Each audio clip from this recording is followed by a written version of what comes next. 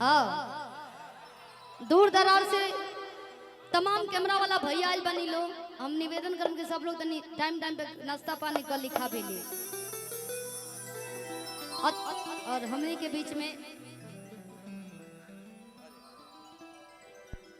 भैया के आगमन भाई तनी भैया खाते जोरदार ताली बजा दी सबे। वाह अभी चर्चा चलत रहा एगो दुगो गाना गाई बाकी भैया के वो सबे गाना सुनब कि बहताते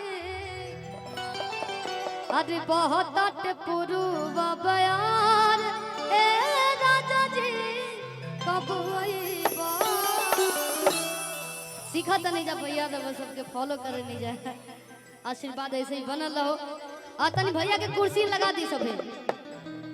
लेकिन कहो कि धोने बोला हमसे नाराज बाड़ो का हो कि खाना पीना खइले ना अरे आज बाड़ो का हो। सर्वेश भैया के साथ हिट गाना जो ना गीत के आप लोग देखी और गीत के इनका असर भइल बा गुलाबी पहन के अगल बड़ी। हम जान बुझ के गुलाबी ड्रेस रहला लेकिन हम करिया पहन के आनिया। और अतिया कहा तरी कि सैया जिया दे तारे आदे सैया जिया दे तारे। और हमने के बीच में नागेंद्र उजाला सर के फोन आइल बा। हाँ सी सर प्रणाम। आ रहे हैं क्या?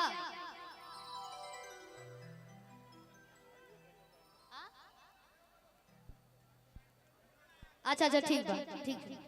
वीडियो कॉलिंग आजकल चलता ऑडियो कॉलिंग के तो जमाने गए का जी। हम कहीं वीडियो कॉलिंग सर के वेलकम थोड़ा सा जगह दे दीजिए भैया। आप लोग उतर जाइए। ई मत समझी कि मंच पे बैठम तो बड़ा कलाकार बनी। सबसे बड़ा तो यहाँ सब लोग बनी। यहाँ लोग के वजह से हमने के जा पहुँचल बनी जा।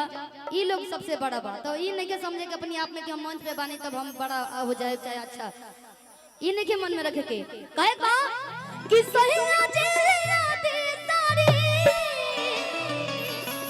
आदे कोर गुलाबी कि हो गुलाबी गुलाबी हो गुलाबी गुलाबी जवन में कपे हौसला भाभी हो गुलाबी गुलाबी जवन सारी पे हौसला भाभी धोनी बोला हमसे राज बारू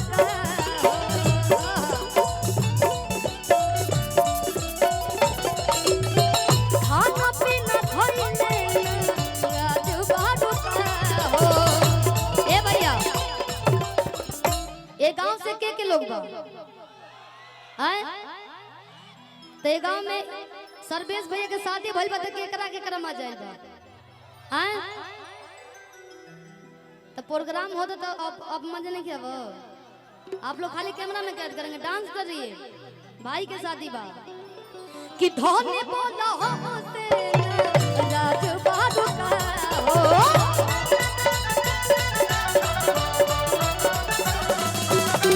खाना पीना खइले आज बारू का हो।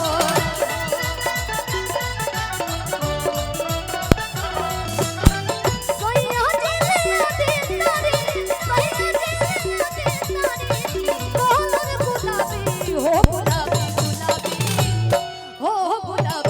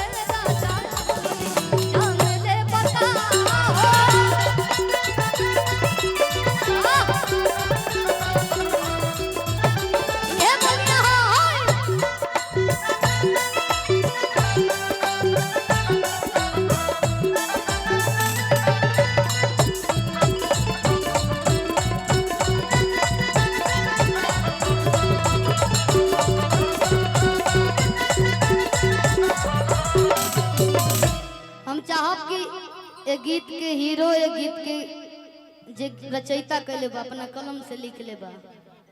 सर्वेश भैया भी गायब हैं, उनके दोस्त लोग भी गायब हैं। आप लोगों को रहना चाहिए। लाइन बा कि सब फरमाइश पूरा अरे करब हम तोहार हो,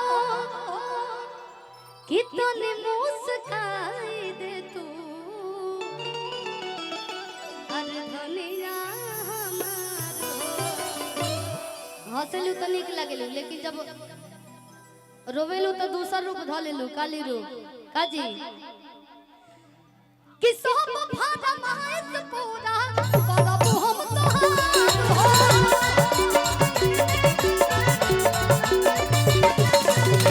सोनी मुस्काई दे धनिया हमार।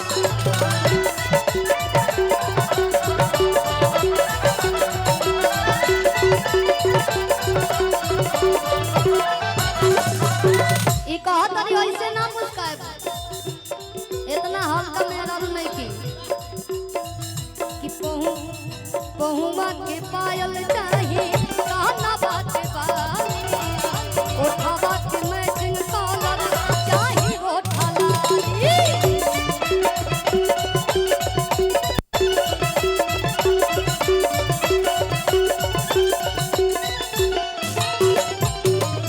कहतरी हई कलर पहनत पहनत मन भी आ गेल भाई राजा जी, तनी बुझल करी कि उहे रंग ब्लाउज चाहिए। गांव के जमन देवर बड़ा सा देख के पगला जैसा कि उहे रंग ब्लाउज चाहिए कि जवन हो खेहाबे कि हो गुलाबी गुलाबी हो गुलाबी गुलाबी जवन में